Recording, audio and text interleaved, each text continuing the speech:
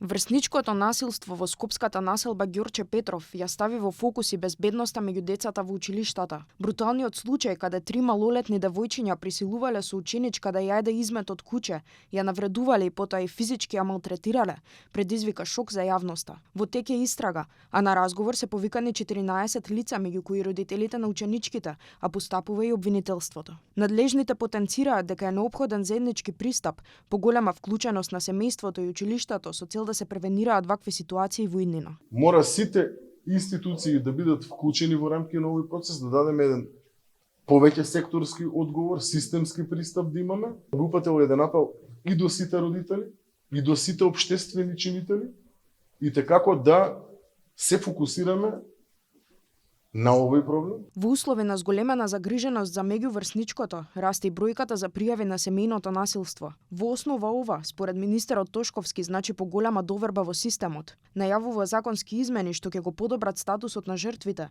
нови овластувања за полицијата како и набавка на посовремена опрема. Ќе има право да донесе одлука да го отстрани потенцијалниот сторител на насилство, без оглед дали тој е собственик или не е собственик на објектот во кој што насилството е сторено, на интервентните тимови кои што ќе постапуваат во иднина, да им дадеме да користат бодикамери, интелигентни бодикамери, кои што ќе снимаат 24/7 она кој што се случува на лице место. Дополнително најави вклучување на други институции, социјалните служби и невладините организации, како и формирање интервентни тимови што ќе реагираат брзо и координирано на терен. Надлежните сметаат дека со ваквиот пристап и обезбедувањето докази, насилниците нема да можат да ја избегнат правдата.